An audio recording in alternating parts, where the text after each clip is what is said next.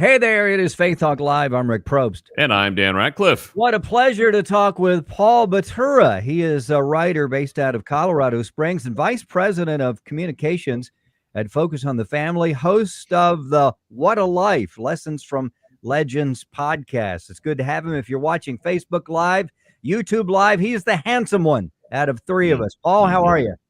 Well, I don't know if that's true, Rick, but thank you. Good to be with you and Dan as well. Appreciate the invitation. We were just talking a little bit before we went live about you have authored many books, and the one that got my attention right off the bat was the Paul Harvey one that you wrote back. I guess you released it the same year he died or right after, right?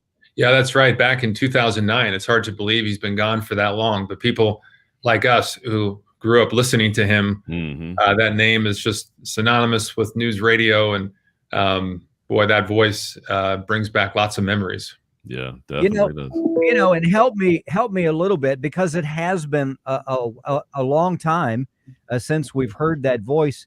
I never thought of Paul as someone that was on the right or the left. He always delivered his commentary pretty much in the center, if you will. Do you think so? Yeah, I think so. He deliberately stayed in Chicago because he said he wouldn't be caught up in the New York or the West Coast media. He said he could look both ways and see the same distance. That was his rationale. Yeah. He was, unabashedly traditional. Today, he'd be considered conservative. I think back when he was in his prime, he'd probably be considered very middle of the road, but very commonsensical, right? Yeah. Good stuff. Paul Batura with us. From Focus on the Family, vice president of communications. We got an email to talk to you, and we really do want to talk to you about what's going on in your podcast, of course, but the latest attack on the pro-life movement from the left, or Roe v. Wade overturned, as we all know, but that wasn't the end of the fight. But here we are, and the attacks don't stop. I didn't expect that they would, but let's talk about that. The latest attacks. Yeah, it never will stop. I think there is such an ingrained animosity towards people of faith, and as we say that the fall of Roe was not the end, it wasn't even the beginning of the end. It was just the end of the beginning for us. But what strikes me is how leftist journalists, in particular, want to try and divide the pro-life community, and no group has been more united, really. At least when I say no group, I suppose no group on any one issue within the right have been more united with our opposition to abortion. The left, of course, often marches in lockstep with their issues. But, people of conservative ilk are independent thinkers. They tend to have strong opinions about different things for various reasons. But on the life issue, we're all in agreement. And yet, the New York Times, loves to try and point out how divided the group is. And they try and cite as their evidence these issues and these debates that are now happening on a state level regarding pro-life legislation, pro-life opposition, pro-life prohibitions, and ballot initiatives. And there is for sure a good, healthy, hearty conversation about what we should do, how we should do it. But it's just on a state-by-state basis. I don't consider that division. I consider that healthy conversation. And again, it's I hope our listeners and your listeners and readers and watchers understand what the left is trying to do. They're trying to, stick a spoke in our wheel and slow us down. And I don't think it'll work, but they certainly are trying. Well, along with just informing folks about what's going on, talk about what the folks that Focus on the Family are doing. You've got Minnesota, I think, who just recently passed a pretty stringent law, protecting abortion. Talk about the fight now and what you guys are doing. Yeah, you mentioned Paul Harvey. He had at the beginning, he had a line that he would say repeatedly, is that excesses ultimately, inevitably, eventually are their own undoing, if you remember that. And I think what we're seeing with this is that we're seeing pro-abortion states now almost expanding abortion rights and making it more available. I mean, here you have Born Alive legislation that was passed in the House of Representatives, thankfully, by the new majority. It's now about to be introduced into the Senate. I mean, this is not radical legislation. I mean, this is legislation that prohibits infanticide, and yet people on the left are objecting to it. They're saying that it's radical. We're the ones being called radical, which is, brings to mind scripture that call evil good and good evil. But it is going to be a state by state conversation. We're looking at, probably a almost evenly divided country with as many states friendly to life and then as many hostile to it. So Minnesota is the latest that just kind of takes your breath away. And yet there are also other states that we're very, very encouraged by. Right. Paul Batura with us. He is a writer out of Colorado Springs, also vice president of communications at Focus on the Family, and host of the What a Life Lessons from Legends podcast. So it's really up to all of us, of course, to continue to pray and continue to speak out. What else can we do, Paul?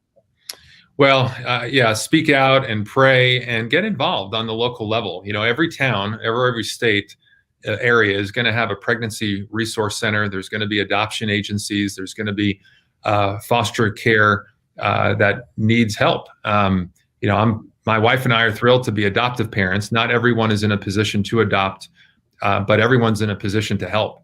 So whether it's offering to provide respite care for couples who are doing foster care, whether it's donating formula or donating hand-me-down clothes or new clothes or backpacks. We have a great campaign where we actually donate suitcases because so many children who are in foster care literally have to take everything they own from house to house, and they often do it in trash bags.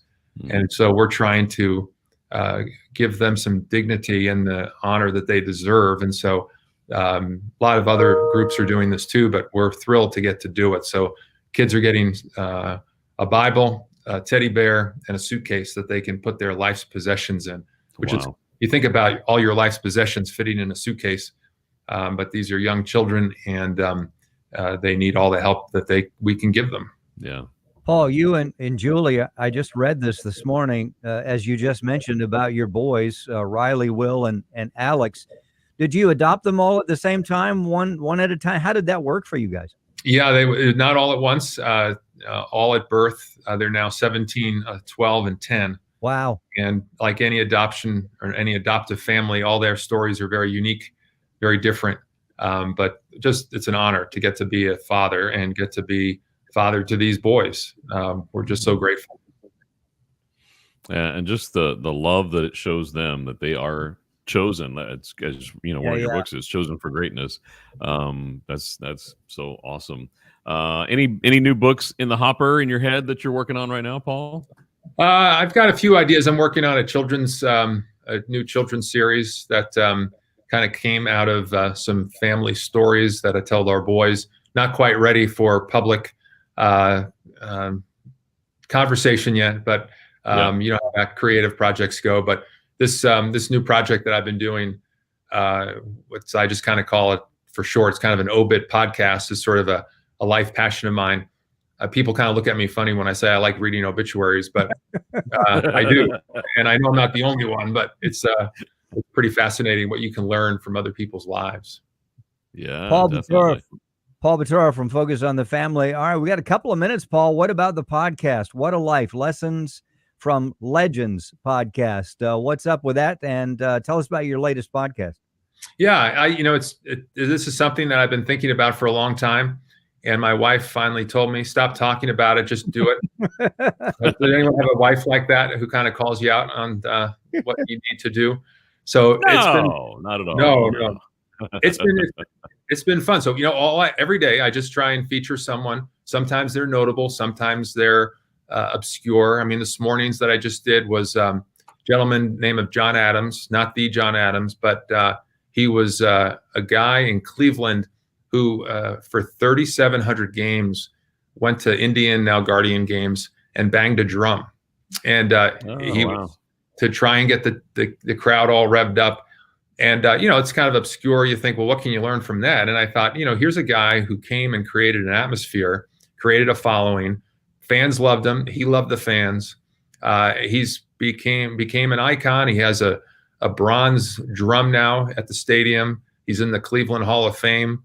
And it all started with an idea to try to encourage other people. He was only 71. I love the stories of the people who die real old, because those are, and believers, those tend to be happy deaths. But you can read a lot. You can learn a lot, by reading and listening to the lives of other people. So that's sort of a little quirky passion of mine. And I don't know, when you do a podcast, is it just for yourself or is it just for some fellow aficionados? But it's been fun to give it a shot. That's very cool. I like it. Yeah, I'm excited about checking it out. Do you drop a new one every week or once a month, or just whenever you feel like you've got something together that you're proud of? Well, I've been doing it actually every day. I've only been doing it for 2 months, 2.5. So I have 70 of them up now. Wow. They're just short. I mean, they're 2 minutes. Someone told me they'd be great sermon prep for pastors because they're little anecdotes and vignettes about people's lives. It's just a little, we'll see how long it goes. I'd like to do longer version. Can't interview the people, but I could interview people who knew them, right? But I have this pesky thing called a full-time job. That, they always get in the way, don't they? That's in the way, yeah. But I'm honored to be here. I'm believe it or not, I just celebrated my 25th anniversary here at Focus on the Family. Oh wow! Congratulations! Thank you. Yeah. But we're grateful for you guys. I mean, we're all in partnership together here. Right. Without what you do, we wouldn't get to do what we do, since you're the microphone and the megaphone for sharing the good work that the team here does. Well, we appreciate you saying that. We really do. And all of you there on the team. Hey, check out Paul's podcast. I'm going to do it. I'm pretty excited about it. What a Life, Lessons from Legends podcast.